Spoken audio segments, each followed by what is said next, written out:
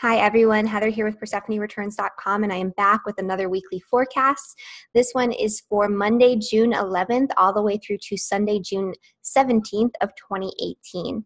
And so today, or for this week, we have a powerful new moon in Gemini coming up, a lot to talk about. And so I'm going to jump into it in just a second. I just have a couple quick announcements. First, if you look out for this next week, I'm going to be doing an interview with Matt Landman about Uranus and Taurus and the 5G rollout. And so you won't want to miss that. A lot of really good information. Matt is an activist and a filmmaker who's very active and outspoken, talking about things like geoengineering and the 5G and EMFs and all those types of things. And so we're going to have a very interesting conversation this weekend that'll be posted next week. And this is actually going to be my last video in this setting for about a month, because I'm going to be going on the road beginning Monday. And so if all goes according to plans, you're going to see me in all sorts of different settings and backgrounds as we're traveling across the country. And so I'm excited for that. Hopefully everything will work out as planned, and I'll still have all the videos up as scheduled. So I'm still taking orders for readings. I'm still working while I'm on the road. But yeah, so you won't be seeing this, whatever this is in the background that I use to cover my chaos mess that's going on back there. And so, yeah, so that's what's going on for me right now. And so for this week, there's going to be a lot of really new, exciting new beginnings, but mostly it's going to be about letting go and clearing things away. And just like most of the new moons this year, this one is happening at the end degrees of the sign. And so at the end degrees of Gemini, this is about clearing away old belief systems, old ideas, old thought processes that are no longer serving us, so that way we can make space for something new, for our new curiosities moving forward, right? Because Gemini is a very curious, inquisitive sort of sign. And so it's going to be a lot of clearing away of mental blockages, a lot of learning to surrender and let go, relinquishing control over every little thing that's going on in our lives. And that's going to be an important process to make space for what it is that we want to create moving forward. And so, yes, this is about new beginnings, but this is a lot about surrender, especially because we have Pluto in the closest aspect in this formation going on here with the new moon, in conjunction with the new moon. And when we have Pluto in conjunction, what it indicates, this is also known as a quincunx aspect. It's a 150-degree aspect where the planetary energies are either repressed and blocked, or they're overexpressed. They're expressed too much. And so there's a dysregulation in the expression of the energy of Pluto and also the sun and the moon as part of this new moon. And so especially when we have Pluto involved, Pluto is all about power and control. And so a lot of times when Pluto is in an conjunction or in a quincunx aspect, there's an issue with not wanting to surrender control, with wanting to figure everything out, to plan for every little thing that's going to be happening, a difficulty in surrendering, right, and letting go and trusting the universe. And so a lot of people are going to have a lot of difficulty clearing away these old belief systems, these old patterns, the things that are holding us back from actually moving forward. This can also bring power and control issues, like very literally, where people might be coming into contact with others who are manipulative, deceptive, especially in Gemini with this Pluto aspect going on. And so this is only going to be really if you have this in a conjunction to your personal planets. So if you have personal planets, especially in Gemini or even in Capricorn, because Pluto's there at the 20 to 22nd degree. So I would say anywhere from like 18 degrees to like 25 degrees is when that would be most prominent. But yeah, so be on the lookout for people that are trying to manipulate you. And also, make sure that you're actively working on surrendering and letting go. Don't try to plan everything. Even if this is about a new beginning for you in some area of life, just know that not everything can be planned. Not everything is going to go exactly the way that you want it to, and be okay with sort of letting go of your plans, of sort of going with the flow, of allowing things to happen as they will, because that's part of the process here with this Pluto in conjunction. Pluto in conjunction people tend to want to control every little thing and figure out about what's going to happen next because they have a fear of uncertainty, right? And so this can bring a fear of uncertainty of the new beginnings that are coming in our lives right now. And so that's sort of the biggest aspect that's happening. In addition to that, there is a close conjunction with Mercury. It's not super close. It's about 10 degrees. So it's a wider orb, but I'm still going to, talk about it because Mercury is going to be at 2 degrees out of sign in the sign of Cancer at the time of this new moon. And we're still sort of reeling off of that Mercury conjunction to the sun, which is a very anxiety-provoking energy where our nervous systems are on high or on overdrive. Our minds are sort of racing, we're ruminating, thinking and overthinking things. And so that energy is still part of this new moon, and especially, again, with that Pluto in conjunction, we're trying to figure things out, control for everything, learn what the next step is, figure out who has the power and how we can get one step ahead of the game, right? Because we don't want to fall prey to some sort of chaos because we've lost control. And so that's going to be the difficult part of this this new moon. The positive part of this new moon is that this is a huge opportunity to clear away old belief systems, old patterns, old baggage that prevents us from moving forward in this area of our lives. And I'll talk about which area is going to be affected for each of the rising and sun signs in just a second here. The other thing that's going to be going on this week is that there are a couple of aspects to Chiron that are happening. And so first and foremost, at the day of the new moon, which is going to be the focal point of this forecast because it is the most prominent energy this week, on the day of the new moon, that Mercury that we just talked about is actually in square with Chiron. And so Chiron just moved into Aries, I believe, in April. And so it's only at 2 degrees in Aries right now. It's at the beginning stages. We're talking about, the wounded masculine, the wounded warrior, that type of energy, right? Where men are learning how to reclaim their masculinity and what it means to be a man in this day and age, and how to sort of navigate that realm, that energy. That's going to be a more prominent sort of theme throughout this Chiron and Aries. And with Mercury squaring Chiron, this is a time when our wounds are going to be made very, we're going to be very aware of our wounds on a very analytical and intellectual level. So we're going to be able to comprehend and understand and analyze and to view things from that logical perspective when it comes to our vulnerabilities, our deepest held shame and guilt around that masculine energy, our willpower, our ability to be active out in the world, to do things out of our own volition. And so a lot of that energy is going to be coming up. Also wounds around our, kind of around our intelligence, right? And so there's a wounded aspect to, when you talk about Chiron in square to Mercury, we're talking about a wound in terms of feeling a lack of confidence or a lack of certainty, like I'm right now when I'm trying to pick my language, right, in the way that we communicate and articulate our thoughts, in our mental abilities, our mental prowess, and the way that we display that out in the world, in our ability to show up in a way that's intelligent, and an ability to be understood, right? And so those types of wounds and vulnerabilities where we feel like we're not enough, we're not good enough when it comes to our minds, our intelligence, our communication skills, those types of things can come up as well. And so because this is the ruler of this new moon, right? So it's important to kind of understand that, and this is all going on all at once. And so this is a time of healing through these vulnerabilities, this shame and guilt around our mindset, our intelligence, our communication style, taking action in the right ways based on the decisions that we make. All of these types of things tie into this theme of Mercury and Cancer in square with Chiron and Aries. And so that's going on at the exact same time. Later this week, there's going to be a lot of healing with Chiron. There's going to be a really nice trine to Venus, and that's going to be a lot of deep healing in relationships, and that's going to be occurring on Friday. So that's going to be a little bit of a nicer, softer energy. But at the new moon on Wednesday, a lot of clearing house, a lot of deep healing. And we talk about Pluto too. Pluto is one of the deepest healing planets. It's like deeply regenerative and restorative. It's transformative, right? It heals you from the inside out. It's that phoenix rising from the ashes energy where you dig up all of your stuff, you bring it out into the open, you look at it, and then you move on, right? You surrender, you purge, you let it go. And so a lot of clearing and making space, a lot of healing going on this week for many, many people. All right. And so we're going to be getting into the forecasts for all 12 signs. And so let's start with Aries and Aries rising per usual. So for Aries, there's going to be the new moon happening in your third house, and the third house is the house of communication.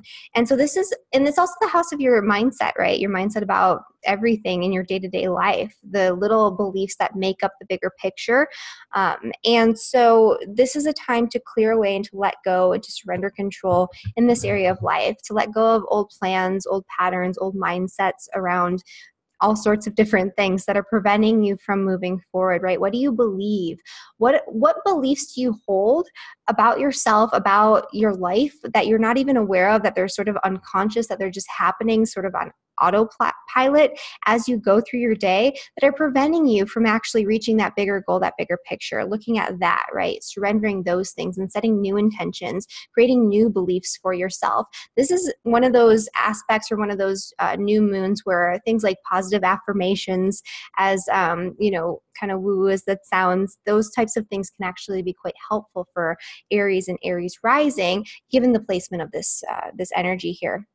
And so making sure that you're able to surrendering control when it comes to your mindset about things. Maybe you had your mind made up about something and you wanted it to go in a certain way. You had plans that are going in a certain direction, and especially as it relates to your work and what it is that you're doing out in the world. And, maybe you have to let go. Maybe you have to adjust. Maybe you have to kind of go with the flow a little bit more. So looking at where you're holding on to too much control over the situation and you're not allowing maybe something better to come in. All right, for Taurus and for Taurus rising, this is happening in your second house of finances.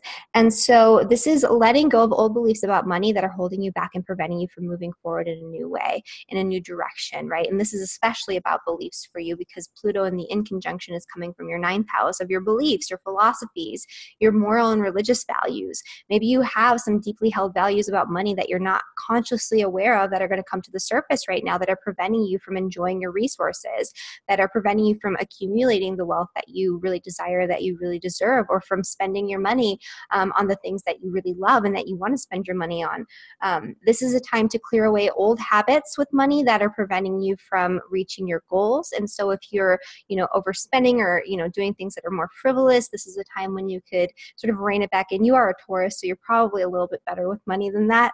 But maybe you're too rigid, right? Maybe you're holding on to your finances and not enjoying them. Maybe, you're not being generous with your money. Maybe something's coming up that you might need to spend on and you're very resistant to it, right? But maybe there's a reason that this is coming up and something better might come out of that situation. And so looking at where you're holding on too tightly when it comes to your mindset around your resources, that's what this is going to be about. And letting go, surrendering control just a little bit so that way you can make room for whatever the universe has to offer for you in this area that you might be blocking out by being rigid. So that's what's going on for Taurus and for Taurus rising for the new moon in Gemini. For Gemini and Gemini rising, this new moon is happening in your first house. So this is all about you. This is the way that you show up in the world. This is about your personality, your persona, your own self-interest. And so this is a new beginning in, all areas of life, a major reset for you, especially for those who were born around this time period, right? So if you were born this week, so if your birthday, happy birthday, Gemini. If your birthday, your solar return is occurring this week, you're going to have a solar return at a new moon. And this is a big new reset, a new beginning for you, an entire year of just new beginnings, starting fresh, right? A lot of really exciting new projects that can start to come up for you this year. But the key to this is to surrender control, right? So you might have an idea of how this year is going to go, or even just how this month is going to go. You don't have to have your birthday this week to be affected by this for the Geminis, especially if you're a Gemini rising and your rising signs around that 22nd degree. I would say again 18 to like 25, 26 degrees would be feeling this the most. If you have your rising in Gemini, your sun in Gemini, you're going to feel this sort of sense that you want to sort of control everything. Maybe you're realizing that your beliefs about yourself, the way that you're showing up in the world, your persona, the way that you're carrying yourself isn't working for you anymore. It's not getting you what you want. And maybe you're being a little bit too rigid.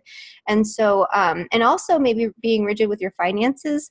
There could be power struggles that come up for you this week as well. So just kind of be aware of that. But for the most part, this is about clearing away anything old that no longer serves you for Geminis. This is a big reset where you have the go-ahead to let go, to purge, to create that space for whatever it is that you want to move forward with for the rest of the coming year or for the rest of the coming month, whatever it is that you're sort of aiming for in that realm. And so major new beginnings for Gemini and Gemini rising. And yeah, so that's what's going on there. For Cancer and for Cancer rising, this is happening in your 12th house. The 12th house is the house of your subconscious. It's the house of things that are secret, that are hidden, that are kept below the surface. And so anything, and also it's the house of endings, right? And so for Cancer and Cancer rising in particular, this is going to be a major letting go, letting loose, unraveling. It can be associated with loss or surrender, where you have to physically let go of something that maybe you wanted to hold on to, but maybe it no longer serves you anymore, right? And so this is a time when you really have to take stock of everything. This is all areas of life, right? This is the final house, and see what has been working for you and what's not working for you. And also any unconscious, subconscious patterns that bubble up to the surface right now that you haven't really looked at. Now's the time to explore those things and to explore that realm and to let go of those patterns, those beliefs that you've been holding on this subconscious level that are not, that are holding you back, that are preventing you from moving forward and from being who you are authentically out in the world, because you're going to have your reset next month. So this is a time for you to take stock of your life, to take stock of the past year, and to look at what has worked for you and what hasn't worked for you, what you want to carry with you in terms of the lessons and the gifts and the benefits of all the work you've done this year, and what you really want to let go of and surrender so you don't have to carry it with you moving forward. And letting go of rigid beliefs, rigid ideas, rigid forms of spirituality, and rigid sort of like dogmatic forms of spirituality too. Those types of things might come up for you to surrender, let go of. There could be power struggles with open or hidden enemies in this house as well. So just kind of be cautious, be aware, pay attention to what's going on. Don't let people manipulate you. Keep your, eye on the ball there. But for the most part, I don't see anything too crazy going on in that respect, unless maybe you have planets that are exact in aspect at those degrees, right? 18 to 20, 25. I would say 22 to 20 is going to be the most potent though, because that's where this is exact. So letting go, creating space. This is a time when you're going to really want to turn inward rather than being out in the world for Cancer risings. This isn't a time to be like out, going crazy, partying it up or anything like that. That can actually be a means to escape. And you might want to escape from reality to a certain extent, but I think spending more time in solitude and contemplation for Cancer risings is going to be more fruitful than escaping into things like drugs and alcohol and, partying and those types of things, just based on the transits that are going on right now. All right, for Leo and Leo rising, this is happening in your 11th house. So this is a reset when it comes to your social networks, your friends, the people that you surround yourself with, the groups that you're a part of. And so now is a time to take stock of your communications, your connections with the people that you spend your time with, and whether or not those are in alignment with who you actually want to be and who you want to bring with you moving forward, right? And so this is about letting go, purging, getting rid of manipulative relationships, deceit, those types of things, taking stock of your friend circle and seeing who's with you and who's not, and maybe opening yourself up to new friendships, new relationships, and new groups that maybe you want to join and be a part of, when you create that space by letting go of the relationships that are not so good.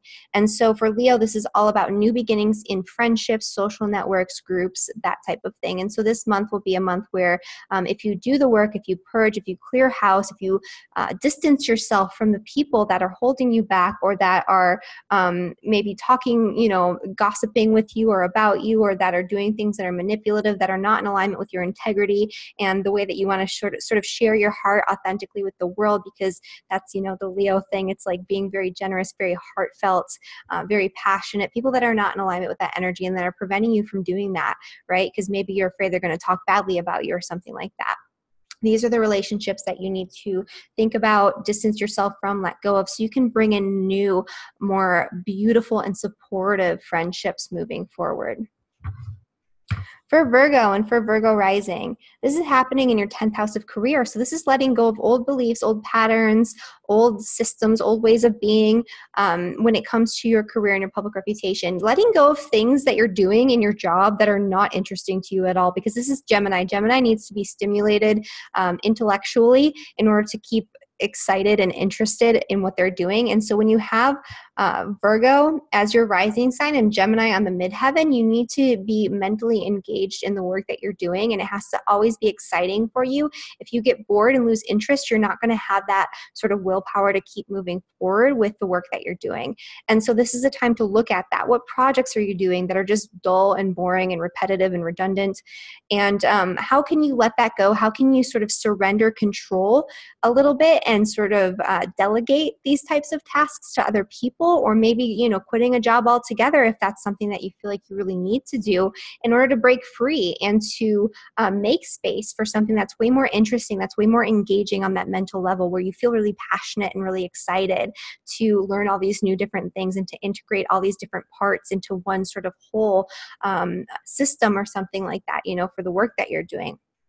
Something where you can communicate with a lot of different people, right? Gemini and the midheaven. And so, yeah, so for Virgo and Virgo rising, this is a reset. Clearing out anything in terms of your career goals, your beliefs about yourself when it comes to your career and out in the world, what you feel like you can and can't do, and letting go of that and opening up space so that way you actually can accomplish what you want to accomplish, right? Letting go of anything that's limiting you from doing that. All right, for Libra and for Libra rising, this is happening in your 9th house. The 9th house is the house of beliefs. It's the house of adventures. It's the house of learning through experience. It's the house of wisdom that we gain through our experience.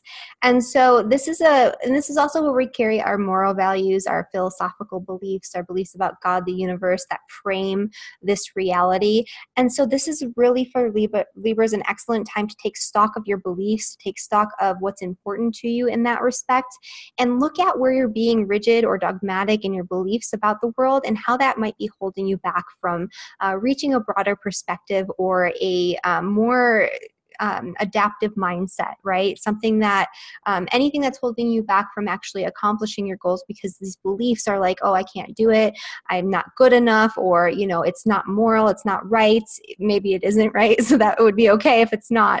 But looking at how your beliefs frame your reality and how they either allow you to accomplish your goals or how they inhibit you from, you know, growing and learning and expanding and having those adventures, exploring in that way that you crave. And so you will have opportunities for new beginnings in this area so long as you clear house and you relinquish control too, because there might be an adventure waiting for you around the corner, and maybe you're holding on to this idea of how things should be in that respect, and, you know, maybe there's not room for it right now. So if you let go and clear up a little bit of space, there could be a new adventure coming. All right. For Scorpio and Scorpio rising, this is happening in your 8th house. The 8th house is the house of power struggles. It's debt. It's other people's money. It's joint finances, partnership and marriage. So looking at how your beliefs about power and control, money, resources, those types of things are framing your reality and maybe preventing you from accomplishing your goals. Maybe you're in debt and you feel like you can't get out of it. How is your mindset around that contributing to your inability to pull yourself out of that hole, right? How is your mindset about power struggles in terms of your work? Where are you giving your power away to other people unnecessarily?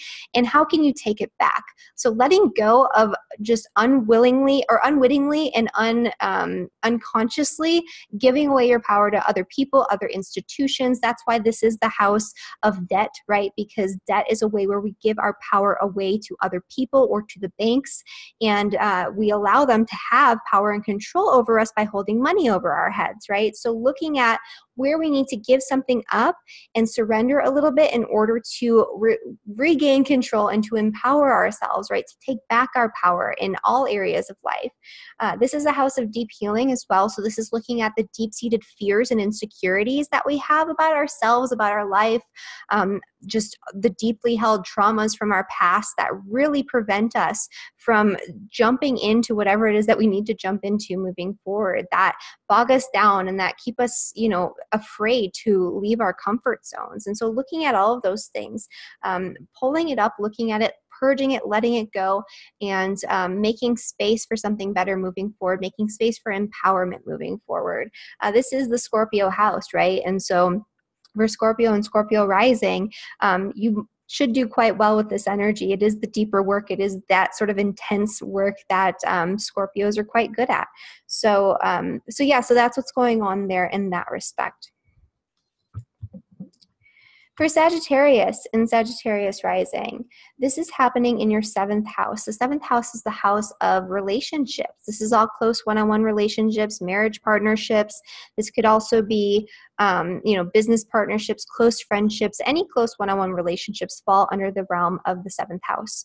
And so this is clearing away any old patterns, old beliefs about relationships that are holding you back from moving forward and having really good, healthy, balanced, committed, fun, playful relationships moving forward. It could be that there are concerns about money and you don't want to let go. You want to constantly be keeping track of everything, and that's preventing you from enjoying time with your spouse, right? That could be part of it, because this is Pluto in your second house, coming into this in conjunction with the new moon that's in your 7th. And so, or any contractual obligations involving money, finances that have taken hold of you, where you feel like you can't get out of it, you feel like there's no way to surrender. There might be a way, as long as you open up to a different mindset about it, right? So looking at these types of things.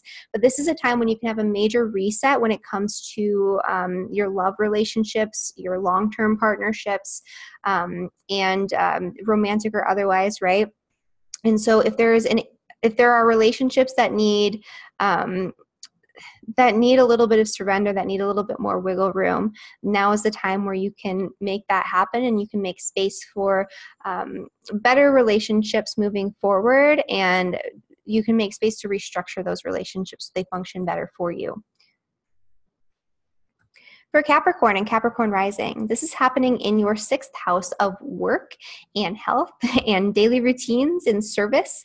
And so you have the new moon happening in your 6th house. So this is a time of reset, letting go, purging old habits, old routines that are preventing you from living a healthy, fulfilled life in your daily experience. Anything that's bogging you down, that's making life feel like too much work, where you feel like you have to do this, you have to take care of this responsibility every single day, and you're rigid in that belief, and maybe you can't see a way out. But if you surrender a little bit, if you let go of this need to continue on in the exact same way, you can really make space to have a more exciting, more enjoyable experience in your day-to-day life, in your work, and in all of your daily routines.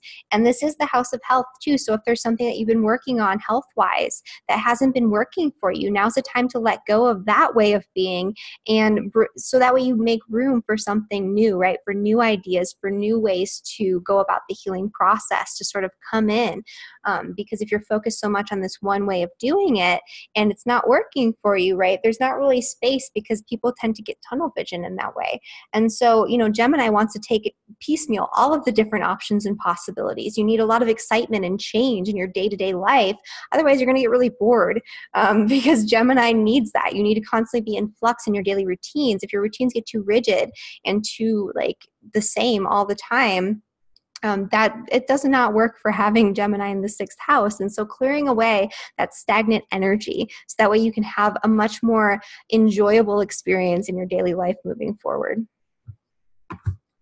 Aquarius and Aquarius rising, this is happening in your 5th house. So any beliefs, ideas that you are holding on to around romance, around fun, play, your ability to experience pleasure and passion, your ability to do the things that you love to do in the world, to share your heart with the world. If you feel like you have too much work to do and you can't afford time to play and have fun and all of that, this is a time when you can let go of those beliefs and you can enjoy yourself a little bit more. You can make space to do the things that you love to do, because the 5th house is the house of the heart. It's the house of the things that you do because you love to do them, not because you're forced to do them, not because somebody else is telling you to do them, because your heart is in it and because you're passionate about it. And so you can use this energy to clear away any sort of old beliefs, old hobbies, old interests, old romances, and old love affairs that you're still holding on to, and that give you these mental blockages to having romance and passion and enjoying these types of things in your life. These can all be purged throughout this time period, so that way you can make space to have beautiful romantic experiences, and you can have space to have new interests, new hobbies that sort of reignite your passions in life. And for Pisces and Pisces rising, this is happening in your 4th house of the home and family. And so this is a time to clear house, like very literally, right? This is a time to let go of any beliefs, any old stagnant energy around your home, your family, your property. It could involve your roommates. It could involve your family members. It could involve your children, these types of things, any old habits that are stagnant, that are stuck, that are not working for you. This is a time when, if you've been avoiding the tough conversations, maybe you can have those right now. And this is really a good time to have like really important conversations, I would say, with like family members, if that's something that you've been meaning to do and wanting to do, and to clear the air, that's part of it as well, because that's going to help you to make space to have better, healthier relationships with your family members moving forward. And very literally, this could just be a really good time for you to clean up your house and to purge and to like let go of a bunch of stuff that you don't need. And that's going to clear a lot of space and clear up a lot of energy for you. So you're going to feel much more liberated, much more free, like you can breathe. And so anytime you have a new moon in your 4th house, which for Pisces, this happens every year, at the beginning of summer, that's the time when you should do your spring cleaning or your early summer cleaning, right? Where you're getting rid of and you're purging all of your stuff. You're making space because, if you're doing that energetically, that's going to be making space in other areas of your life. And so that's a really good time to do something like that for Pisces and Pisces rising. All right, guys. So that is the forecast for all 12 signs. And I really hope that you enjoyed this video. If you did, please subscribe, the button below, and I will see you guys next week. Bye.